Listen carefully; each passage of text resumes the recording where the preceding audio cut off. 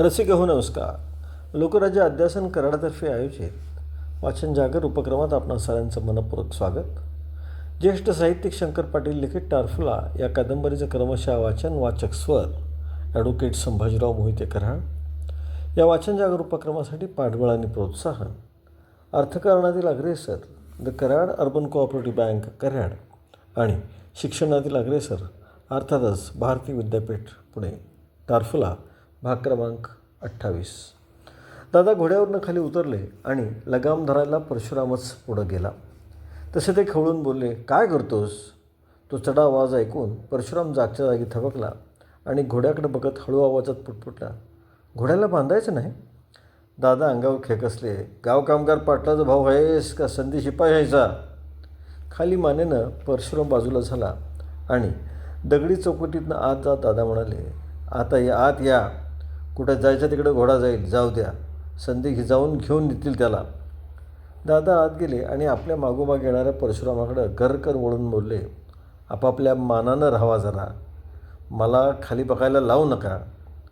घर डोळे फिरवी दादा बघत राहिले आणि परशुराम न बोलता मुकाट्यानं आत गेला. वड्यात शिरून गडप झाला. दादाही चौकातनं पायऱ्या चढून वर गेले. खुश करून त्यांनी तक्क्याला पाठ लावली. आल्या चौकात आवाज गरजला. सारी चिल्लीपिल्ली आपापल्या आयांच्या कुशीत दडवून बसली होती. लोभाजी आणि मानाजी एकमेकांच्या तोंडाकडे बघत ढिलचत गप बसून होते. बराच वेळ झाला तरी दादा तक्क्या सोडून उठले नाहीत.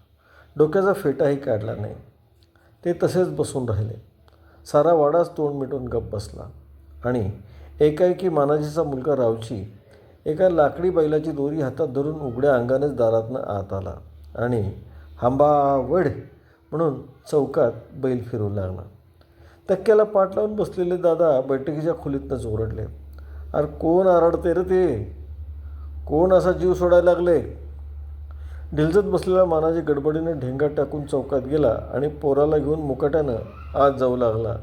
तसे दादा पुन्हा गरजले, कोण बा आई बा आहे का नाही ते पोराला? उघड्या अंगानं पोर फिरते, बेवर्ष आहे होय ती का? अंगावर धडू तुंबळे नसं झालं आहे त्याला. वाडा असा गरजला आणि पुन्हा शांत झाला. पोरं पदराखाली दडून बसली. आतनं माणूस बाहेर येणं झालं. जिथल्या तिथं सगळं रोखल्यागत होऊन गेलं आणि तक्क्याला पाठ लावून बसलेले दादा ढिलजत आले. दगडी चौकटीतनं त्यांची नजर बाहेर गेली. घोडा बाहेर कुठं दिसत नव्हता. डोळे बाहेर लागले आणि नाईक येण्याची वाट पाहत दादा उभे राहिले. अस्वस्थ होऊन दादा इरझऱ्या घालू लागले. सारा वाडा भणभणू लागला. एकाएकी उदास वाटू लागलं. मनाची उलघाल होऊ लागली आणि इरझऱ्या घालत ते उभे राहिले. त्यांची नजर चौकातनं वर गेली. बाहेरच्या अंगाला एक उंच कवटाचं झाड दिसत होतं. शेंडा आबाळात घुसला होता. त्या शेंड्याकडे नजर लावून दादा बघत राहिले आणि त्यांनी आवाज दिला, लोभाजी बंदूक आण जरा माझी. त्याचे साधं बोलणं साऱ्या वाड्याला ऐकू गेलं आणि वाडा घेऊन गाबागाब झाला. लोभाजीनं बंदूक आणून हातात दिली आणि बायाबापड्या पोरंबाळं आतल्या दारातनं नजर लावून बघत राहिली. तेवढ्यात नाईक येऊन दारात उभा राहिला. दगडी चौकटीनं तो आत आला आणि दादांच्या हातातली ती बंदूक बघून त्याचा जीव चपापला. छातीत धडकी भरली. वरचा श्वास वर आणि खालचा खाली झाला. अशा स्थितीत तो दारात बघतच उभा राहिला आणि धाडकन आवाज झाला. वाडा हादरला. काळीज लक्कन हल्लं आणि खुदकन हसून दादा बोलले, नाईक बाहेर जा आणि काय कवटं पडली आहेत ते बघून घेऊन या जा. 4-6 कवटं गोळा करून नाईक आत आला आणि दादाने हाळी दिली. मानाजी. आत गड धरलेला मानाजी प्रगट होऊन पुढं आला. त्या कवट्याकडे बोट दाखवून दादा म्हणाले, पोरासनी खायला द्या. कवटे घेऊन मानाजी आत गेला आणि समोर उभ्या असलेल्या नाईकाकडे बघत दादाने विचारलं, नाईक जेवून आलास? जी. भाकरी खाऊन वर पाणी ढोसलंसा? जी. पोट भरून ढेकर दिलास?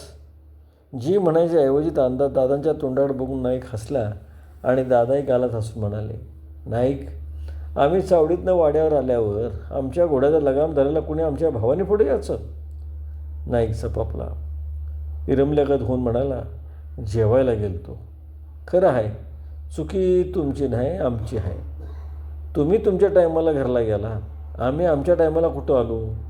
असं म्हणून ते हसले आणि बाहेर बघत म्हणाले, जावा आता. घोडं कुठं उकिरडा फुकायला लागले बघून घेऊन या जावा. नायकाने पाठ फिरवली. तोवर मानाजी आतनं बाहेर येत म्हणाला, दादा, घोडा कुठं गेला नाही. आत येऊन तबेल्यात उभा राहिला आहे. असं म्हणून दादा मानाजीकडे बघत म्हणाले, ते जनावर शानं आहे मानाजी. दावं लावले का त्याला. मानाजीने आपला ओठ बाहेर काढून मान हलवली. तसे दादा चौकात थपकून उभ्या राहिलेल्या नायकाकडे बघत म्हणाले, जा बाबा, घोडा बांधून ये जा. नाईक जागचा हल्ला आणि लोबाजी हळू आवाजात म्हणाला, दादा, गुरव मगाधरण तर अडकळत बसला आहे. जेवून घेतासा नवं. डोक्याचा फेटा काढत ते सांगू लागले, आम्हाला येळ होतोय, वकूत होतोय. अरे असं तर अडकळत का ठेवायचं दुसऱ्याला. कुणीतरी एक जण संघ बसून त्याला मोकळं करत चला. जावा, वाड्याला सांगा जावा आत. जेवण झालं. विसावं घ्यायला दादा माडीवर गेले. मानेखाली उशी घेऊन उगीच पडून राहिले. डोळे झाकले तरी झोप येईना. जड झालेलं अंग तसंच कचकचत राहिलं. एकाएकी मनात आलं, आज शनिवार, उद्या रविवार. कोळ्यानं दिलेली बातमी खरं असेल का. या आठवणीनं ते उठून बसले. आपण कोळ्याची पाठ फुटली, त्याची कातडी सोलली, सारं गाव आता हडबडून गेलं असेल. पिऱ्याला ह्या गोष्टीचा सुगा लागल्याशिवाय राहील. आणि एकाएकी विचार चमकून गेला. कोळ्याला वाड्यात मारल्याची बातमी कळून तर केरुणाना भेट घ्यायला आला नसेल. केरुणानाचा काळा ठिक्कर चेहरा डोळ्यापुढे उभा राहिला. एक डोळा झाकून खोपीने केलेलं त्याचं बोलणं आठवू लागलं आणि उठून बसलेले दादा पुन्हा पडून राहिले. उद्याच्या जेवणाची त्यांना आठवण झाली. कोणत्या हेतूनं त्यांना जेवायला बोलवलं असेल. त्यांच्या छातीत धस्स झालं. त्यांना वाटलं, आधी रावणानांचा सल्ला घ्यावा आणि मगच जेवायला जावं. दादा उठले आणि जिना उतरून खाली आले. देवडीवर डुलकी घेत बसलेल्या नायकाला म्हणाले, नाईक, जरा रावणांना घरात आहेत का बघून या. असलं तर मी बोलले म्हणून सांग. नाईक निघून गेला आणि परशुरामाला हाक मारून ते म्हणाले, परशुराम, हो, जरा आता दिवसा झोप के चला, पण आजपासून रात्री आळीपळीनं पारा करा. काल रात्रीच परड्याचा जो प्रकार झाला, होय, सावध राहायला पाहिजे. वेळ काही सांगून येत नसती. हे गाव असं आहे. एखाद्या वेळेला चाल करून यायला हे लोक कमी करायचे नाहीत. म्हणून आपण आपलं सावध असावं. लग्न झाला तरी तालमीत खेळायला जाणारा परशुराम आपली छाती फुगून म्हणाला, दादा, एवढं कोण चाल येणार आहे. आम्ही वाघ काय गप बसू. ते झालं खरं, पण बेसावध राहता कामा नये. असं बोलून दादाने पाठ फिरवली आणि ते एकटेच बैठकीच्या खोलीत जाऊन बसले. तक्क्याला पाठ लावून विचार करीत राहिले. पुन्हा एकदा मनात आलं, आज शनिवार, उद्या रविवार. आणि ते समोरच्या भिंतीकडे बघत राहिले. पोपडा निघालेल्या एका जागेवर नजर खेळून बसले. रावणाना आत आले आणि दादा आपली भिंतीवरची नजर तशीच ठेवून म्हणाले, रावणाना, एक विचारायचं होतं. काय. आज केरुणाना चावडीत आला होता. बोलून घेतलं होतं. आज केरुणाना चावडीत आला होता. बोलून घेतलं होतं. नाही, आपणच आला होता. तोंडाकडे बघत रावणाने पुन्हा विचारलं, आपणच आला होता. हां, काय म्हणत होता. रान सोडलं हे सांगायला आला. दात ओठ खाऊन रावणाना म्हणाले, दादा, त्याच्या बोलण्यावर विश्वास ठेवू नका. मान वळून दादा हळहळल्यागत बोलले. रावणाना हाताने एक आगळीक झाली. सारखा जीव चुटपुट करायला लागला. काय झालं. गुळमुळीत बोलणं केलं त्याच्या संग. का कच खाल्ली जीवानं कळत नाही. पण मी गुळमुळीत बोललो आणि उद्या जेवायचा अवतान देऊन तो निघून गेला. असं बोलून रावणानांच्या तोंडाकडं पाटील बघत राहिले आणि रावणाना गुडघ्यात मान घालून विचार करत राहिले. खालच्या मानेनेच म्हातारा पुटपुटला, जेवायला कशाला येतो म्हणून सांगितलं. हो, तेच विचारायला तुम्हाला बोललो, काय करावं. मान वर करून रावणानाने तोंडाकडे बघितलं आणि करारी आवाजात सांगितलं, दादा, जेवायला जायचं नाही. दादा, जेवायला जायचं नाही. तर मान वर करून राहू बघितलं आणि करारी आवाजात म्हणाले. त्यांना विचार पडला, उद्या त्याचं पोरगं बोलायला आलं तर काय सांगावं. पुन्हा त्याची नजर भिंतीकडे वळली आणि त्यांचा चेहरा काळवंडून गेला.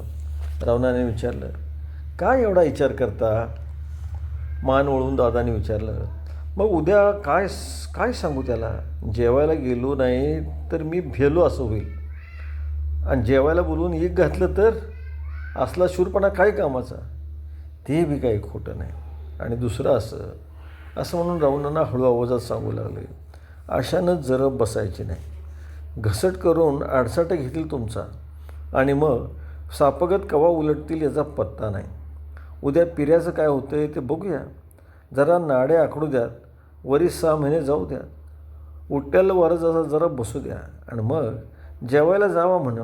तर हे जेवणाचं खेटाक काही काढू नका. रावणाच्या बोलण्यानं त्यांच्या जास्तच घोर लागून राहिला. आता मोडतं घालायचा कसा?